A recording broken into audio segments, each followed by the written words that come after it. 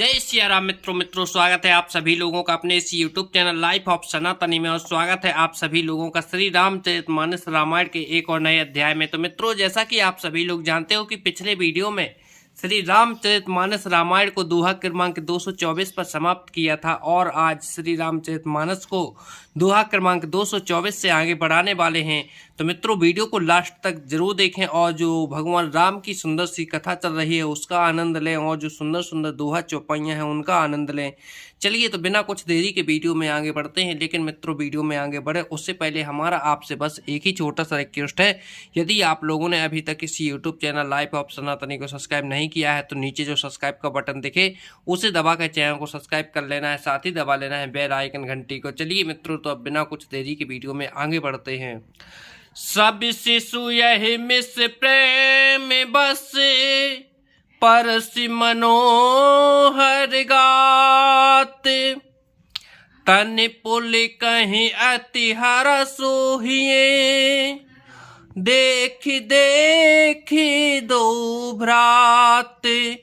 सब बालक किसी बहाने प्रेम के बस होकर श्री रामचंद्र जी के मनोहर अंगों को छूकर शरीर से पुलकित हो रहे हैं और दोनों भाइयों को देख देख कर उनके हृदय में अत्यंत हर्ष हो रहा है। शिशु सब राम प्रेम में बस जाने, प्रीत समेत निकेत बखाने, निज निज रुचि सबे ले बुलाई, सहित स्नेह जाहे दो भाई। श्री रामचंद्र जी ने सब बालकों को प्रेम के बस जानकर यज्ञ भूमि के स्थानों की प्रेम पूर्वक प्रशंसा की। इससे बालकों का उत्साह, आनंद और प्रेम और भी बढ़ गया, जिससे वे सब अपनी अपनी रुचि के अनुसार उन्हें बुला लेते हैं और प्रत्येक के बुलाने पर दोनों भाई प्रेम सहित उनके पास चले जाते हैं।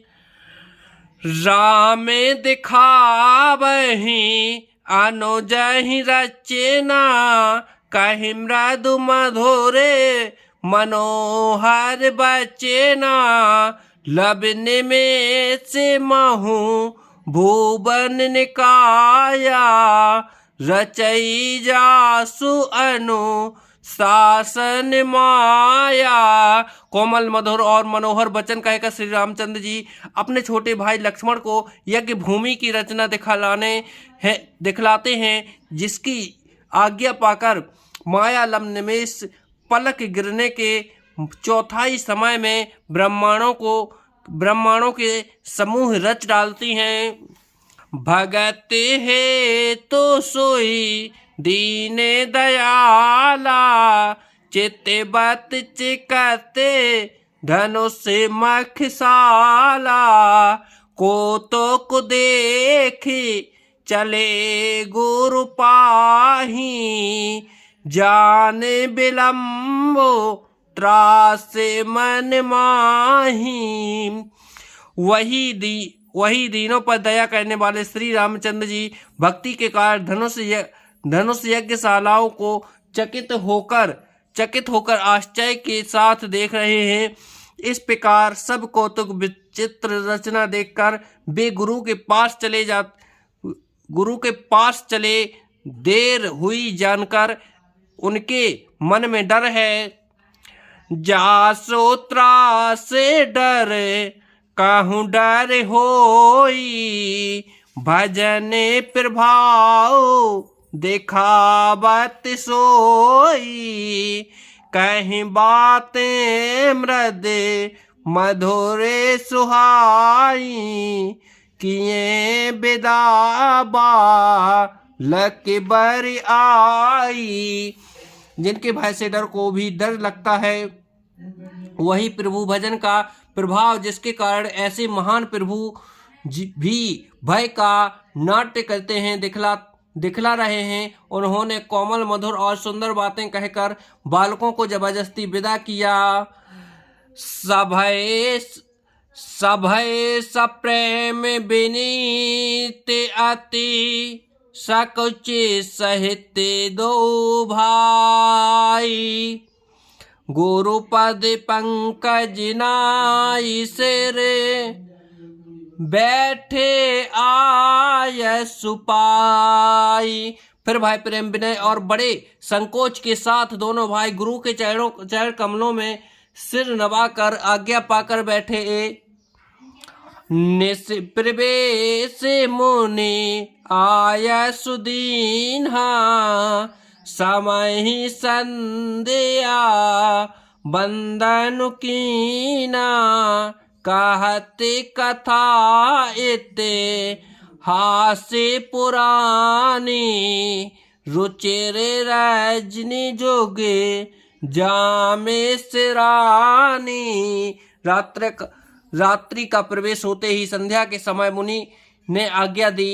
तब सबने संध्या वंदन किया। फिर प्राचीन कथाएं तथा इतिहास कहते कहते सुंदर रात्रि दोपहर बीत गई।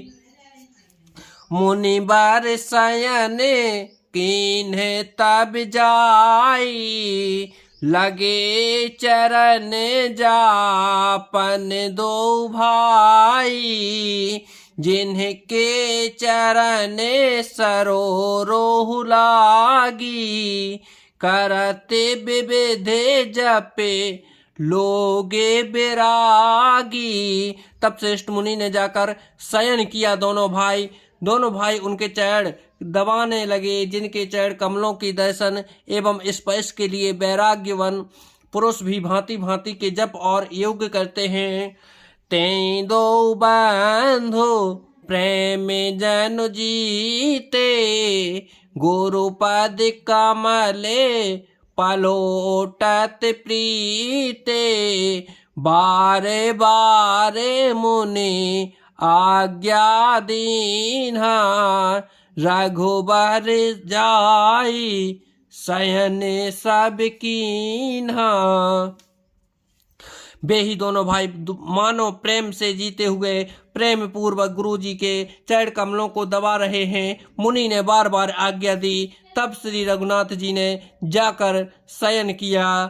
चापत चरण लखुन और लाए सभय सप्रेम परम सच पाए पुण्य पुण्य प्रभु कहे शोभाहु ताता पोड़े धरे और पद जल जाता। श्री रामचंद्र जी के चरणों को हृदय से लगाकर भय और प्रेम सहित परम सुख का अनुभव करते हुए लक्ष्मण जी उनको दबा रहे हैं। प्रभु श्री रामचंद्र जी ने बार बार कहा है तात अब सो जाओ।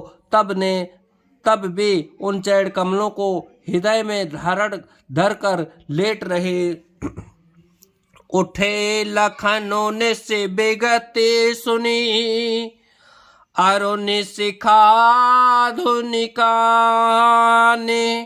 गुरु ते पहले ही जगत पति लागे राम में सुजान। रात बीतने पर मुर्गे का शब्द कानों से सुनकर लक्ष्मण जी उठे। जगत के स्वामी सुजान श्री रामचंद्र जी गुरु से पहले ही जाग गए। सकल सोच कर जाए नहाए नित्य निबाहे मुनहि सिर नाए समय जाने गुरु आय सुपाई लेन पिसोन चले दो भाई। सब सोच क्रिया करके वे जाकर नहाए। फिर संध्या अग्निहोत्र आदि नित्य कर्म समाप्त करके उन्होंने मुनि को मस्तक नवाया। पूजा का समय जाकर गुरु जी आज्ञा पाकर दोनों भाई फूल लेने चले। भूप बागुबर देखूं जाई जह बसंत ऋतु रही लो भाई लागे बिपट मनोहर लाना बरन बरन बर बेली बेताना। उन्होंने जाकर राजा का सुंदर बाग देखा। वहाँ बसंत ऋतु लुभा कर रह गई है। मन को लुभाने वाले अनेक वृक्ष लगे हैं। रंग बिरंगी उत्तम लताओं के मंडप छाए हुए हैं। नव पल्लव फल सुमन सुहाए निज संपत्ति सुर रूखे ल जाए चातक कोकिल कीर चकोरा, कूजत बेहग नटत कल मोरा। नए पत्तों, फलों और फूलों से युक्त सुंदर वृक्ष अपनी संपत्ति से कल्प वृक्ष को भी लजा रहे हैं। पपीहे, कोयल, तोते, चकोर आदि पक्षी मीठी बोली बोल रहे हैं और मृदा और सुंदर नृत्य कर रहे हैं। मध्य बाग सुर सुहावा, मन सोपन विचित्र बनावा। बिमल सलिल सिज बहुरंगा, जल खल कूजत गुंजत भृंगा। बाग के बीचों बीच सुहावना सरोवर सुशोभित है, जिसमें मणियों की सीढ़ियां विचित्र ढंग से बनी हैं। उसका जल निर्मल है, जिसमें अनेक रंगों के कमल खिले हुए हैं। जल के पक्षी कलरव कर रहे हैं और भ्रमर गुंजार कर रहे हैं। बाग तगाड़ो बिलो के प्रभु, हर से बंधु समेत। परम रम्य आराम यहो, जो राम ही सुख दे। तो बाग और सरोवर को देखकर प्रभु श्री रामचंद्र जी प्रभु लक्ष्मण सहित हर्षित हुए। यह बाग वास्तव में परम रमणीय है और जगत को सुख देने वाले श्री रामचंद्र जी को सुख दे रहे हैं। जय सिया राम। मित्रों, आज वीडियो को यहीं पर समाप्त करते हैं। कल से फिर यहीं से आगे बढ़ेंगे। जब तक के लिए जय श्री राम। आप लोग भी कमेंट बॉक्स में जरूर लिखें।